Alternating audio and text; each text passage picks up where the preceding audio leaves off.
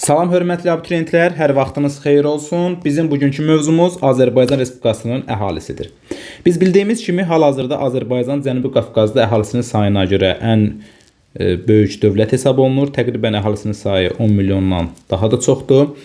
Və Azərbaycan Respublikasında biz əhalinin ümumiyyətlə artım dinamikasına fikir versək, yadda saxlayaq ki, Azərbaycanda əhalinin belə deyək, sayı 1900-cü illərdə cəmi 2 milyona yaxın olubdur. Yəni əhalinin sayı çox az olmuşdur. Yəni indiki vəziyyətdən daha aşağı olmuşdur. Lakin bildiyimiz kimi 1960-cı ildən 1990-cı illərə qədər təkcə Azərbaycanda yox, bütün dünyada əhalinin təbii artımında kəskin artımlar baş verir. Yəni dünyada demografik partlayış baş verir. Əlbəttə ki, bu da Azərbaycana yan ötüşmür. Azərbaycanda da 1960-cı ildən 90-cı illərə qədər əhalinin sayında təbii artımda belə deyək, kəskin artımlar özünü göstərir. Yəni 1990-cı illərə qədər yadda saxlayaq ki, Azərbaycanda təqribən hər 1000 nəfərə 20 nəfərə qədər əhali artıb. Bu da əlbəttə ki, böyük bir rəqəmdir. Yəni əhalinin təbii artımının ikinci tipi mövcud olmuşdur. Lakin 2003-cü illərdə artıq Azərbaycanda təbii artım cəmi 1000 nəfərdən 8 nəfərə düşmüşdür. Yəni hər 1000 nəfərə cəmi 8 nəfər təbii artım olmuşdur. 2015-ci illərdə müəyyən qədər artımlar baş vermişdir. Lakin bu artımda 2019-20-ci illərdə, xüsusən 2020-2021-ci illərdə təbii artım kəskin şəkildə əvvəlkilər illərə nisbətən azalmışdır. Hal-hazırda Azərbaycan əhalinin təbii artımının birinci tipinə aiddir. İllər üzrə Azərbaycanda əhalinin sayına baxsaq, artıq 90-cı illərdə əhalinin sayı 7,1 milyon nəfərə, 2013-cü ildə 9,3 milyon nəfərə, 2017-ci ildə 9,8 milyon nəfərə, 2019-cu ildə isə 10 milyon nəfərə çatmışdır. Hal-hazırda isə Azərbaycanda əhalinin sayı 10 milyondan bir iki çoxdur və əhalinin sayı az da olsa artmağa doğru gedir. Əlbəttə ki, əhalinin sayına miqrasiyalar da təsir edir, lakin Azərbaycanda miqrasiyalar əhalinin təbii, yəni belə deyək, daha doğrusu sayının dəyişməsinə bir o qədər təsir göstərmir. Çünki gələnlərlə gedənlər arasındakı fərq kəskin deyil deyə əhalinin sayının artmasına böyük təsir göstərmir. Biz bilirik ki, təbii artım doğulanların sayı ilə ölənlərin sayı arasındakı fərqdir. Bəs doğum sayı yüksək olması ölkəyə nə köməklik edə bilər, belə deyək. Yəni doğum faizinin çox aşağı olmaması əhalinin cavanlaşmasına, yəni uşaqların sayının çox olmasına səbəb olur. Amma doğum səviyyəsi aşağı olduqda isə ölkədə yaşlıların sayı artır, yəni ölkədə qocalma prosesi baş verir. Hal-hazırda Azərbaycanda da təbii artım, yəni aşağıdır. Birinci tipə əhalinin təbii artımının birinci tipi mövcuddur. Ona görə Azərbaycanda da cavanlaşma yox, əksinə yaşlı əhalinin sayı artmaqdadır. Miqrasiya ölkələrdən, belə deyək, ölkəyə gələn və gedənlər arasındakı fərqlərdir. Miqrasiya əhalinin artımına ciddi təsir göstərə bilər, lakin Azərbaycanda ciddi təsir göstərmir. Bayaq qeyd etdiyimiz kimi, çünki gedib gələnlər, yəni ölkəyə gedənlərlə gələnlər arasındakı fərq o qədər də böyük hesab edilmir. Azərbaycanda əhalinin sıxlığına baxsaq, Azərbaycanda əhalinin sıxlığı təqribən hər kvadrat kilometrə 117 nəfər düşür. Amma əlbəttə ki, bu göstərici hər yerdə eyni deyil. Yəni, biz bildiyimiz kimi Azərbaycanda ən yaxşı inkişaf eləmiş ərazi Bakı-Abşeron zonasıdır, düzdürmü? Ona görə də Azərbaycanda ən çox sıxlıq Bakı-Abşeron zonasındadır. Hər kvadrat kilometrə təqribən 1075 nəfər düşür və bunun da səbəbi əlbəttə ki, bu ərazidə paytaxt amili, sənaye sahələrinin, tikinti sektorunun, ümumiyyətlə böyük əsas sektorların Bakı-Abşeron zonasında yerləşməsi burada əhalinin sıxlığına təsir edir. İkinci sıxlıq Dağlıq Şirvan biz deyə bilərik ki, burada sıxlıq 30 nəfərdir, yəni nisbətən sıxlıq aşağıdır. Şərqi Zəngəzur isə lap yüksək dağlıq ərazilərdən əsasən ibarət olduğu üçün burada isə sıxlıq 10-30 nəfər arasında dəyişir. Yadda saxlayaq ki, həmçinin əhalinin sıxlığının daha aşağı olduğu ərazilərə biz Ceyrançöl Acınoxur ərazisini, Ceyrançöl Acınoxur ərazisini, yəni bunun səbəbi nədir? Çünki buradakı torpaqlar əsasən bedlenlərdir, yararsız torpaqlardır, quraqlıq hökm sürür. yəni arid denudasiya relyef mövcuddur. Həmçinin Şirvan, Muğan və Qobustan ərazilərində, yəni yüksək dağlıqlarda yanaşı, bu ərazilərdə də əhalinin sıxlığı aşağıdadır. Yenə deyirəm, bunun səbəbi əsasən bu ərazilərin əlverişsiz ərazilər olması ilə bağlıdır. Bəs sıxlığa təsir edən amillər hansıdır? Sıxlığa təsir göstərən amillər subtropik və mülayim iqlim, düzən relyef ərazilərdə demək əhalinin sıxlığı məskunlaşmasına şərait daha yaxşı olur. Yəni iqlim nə qədər ki mülayim olsa, daha sonra düzən ərazi olsa, relyefdə dağlıq ərazi az olsa, bu ərazilər təbii ki məskunlaşmaq üçün daha yaxşı olur. İkinci, iqtisadiyyat. Yəni sənaye müəssisələri və iş yerlərinin çox olması Bakı-Sumqayıt zonasında, Abşeron zonasında əhalinin daha çox məskunlaşmasına və əhalinin sıxlığının daha çox olmasına səbəb olur. Üçüncü bir məsələ isə infrastruktur. Yəni yolların, kommunikasiya xətlərinin inkişafı əlbəttə ki əhalinin daha yaxşı məskunlaşmasına səbəb olur. Yəni ki, hansı ki ərazilərdə infrastruktur daha yaxşıdır, həmin ərazilərdə insanların məskunlaşmağa daha meyl edirlər. Lakin hansı ki ərazilərdə infrastruktur zəifdir, bu da əlbəttə ki əhalinin məskunlaşmasına əsas təsir edən amillər olur. Ölkə üzrə baxsaq, Azərbaycanda əhalinin sıxlığı Abşeron Xızıda dedik ki, çox yüksəkdir. Bunun da səbəbi Azərbaycanın əsas sənaye və xidmət mərkəzinin olmasıdır. Həmçinin Bakı, Abşeron Xızı və Bakı ərazisi. Lənkəran Astada 150-160-dır. Burada da bilirik ki, biz Azərbaycanda ən çox təbii artımın olduğu ərazilərdən biri Lənkəran Astara iqtisadi coğrafi rayonudur.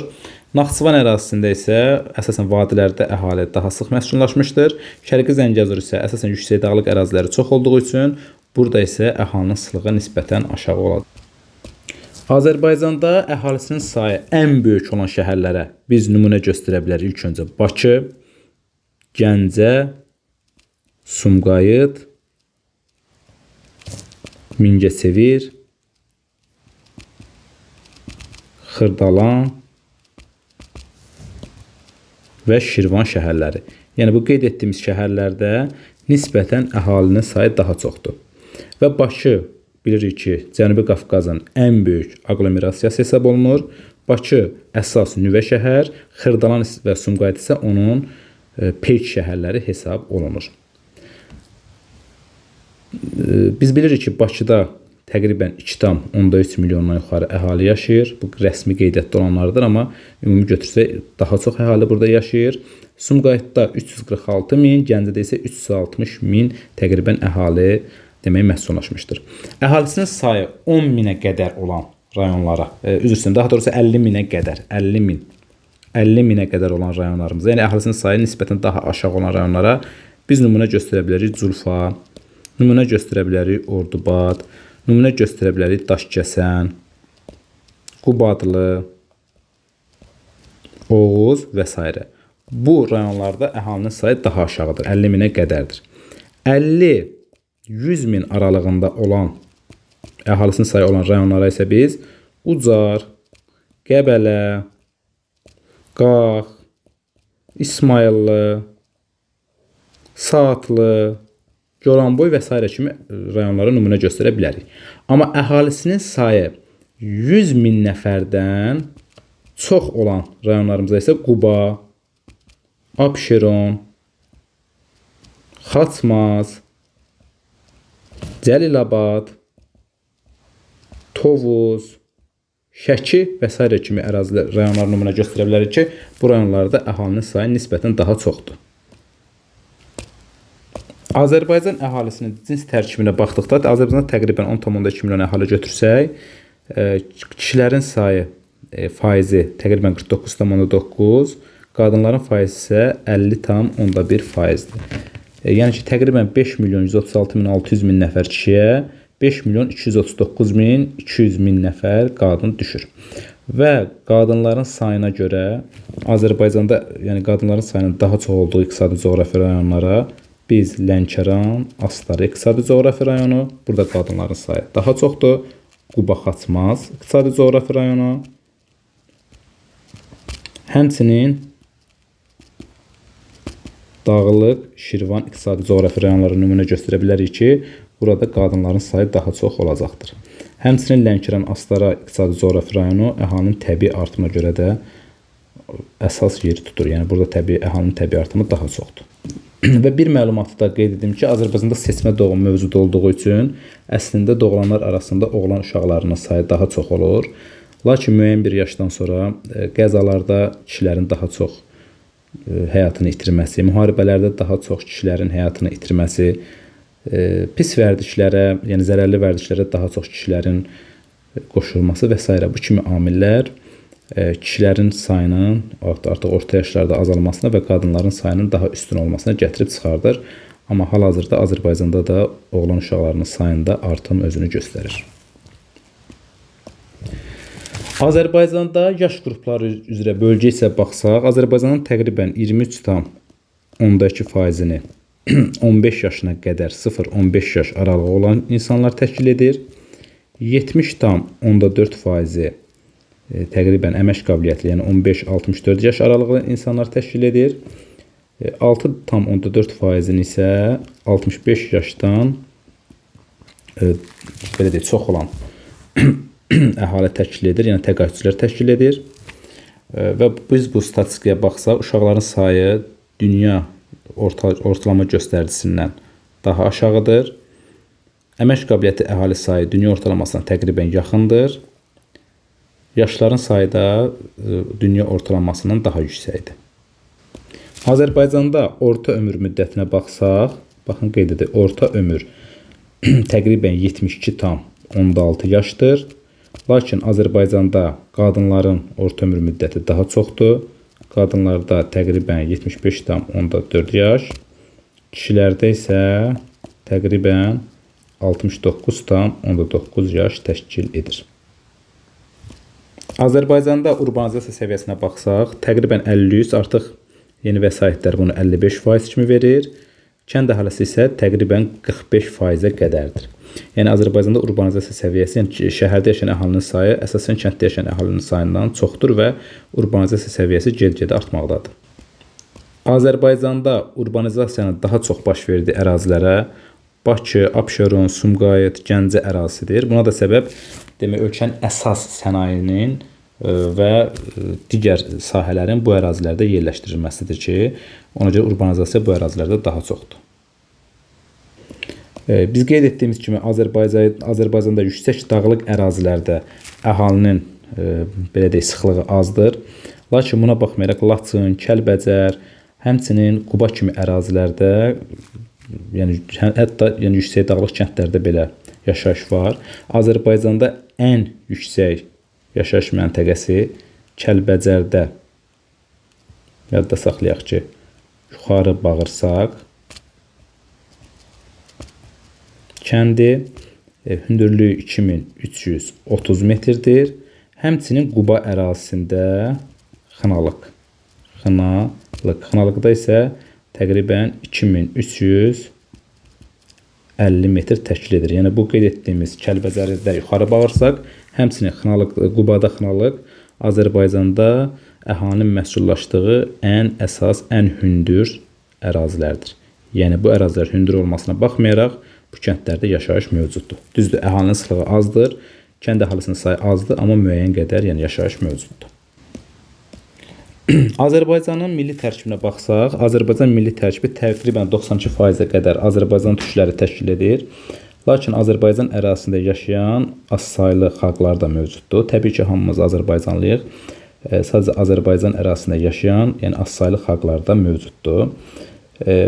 Azərbaycanda belə deyək, ən əsas milli tərkibin mürəkkəb olduğu ərazilərə biz birinci nümunə göstərə bilərik. Bakı, Abşeron. Çünki bu ərazidə belə deyək, Azərbaycanda yaşayan demək olar ki, bütün millətlər mövcuddur.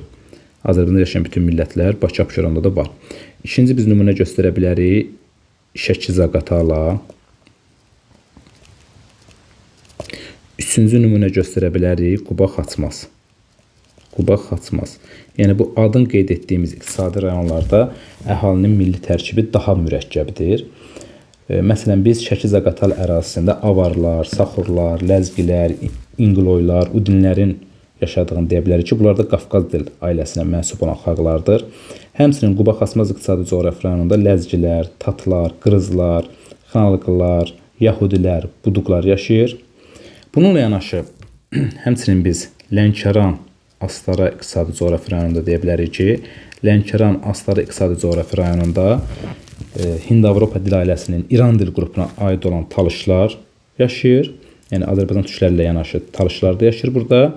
Həmçinin biz deyə bilərik Şərqi Zəngəzur. Şərqi Zəngəzurda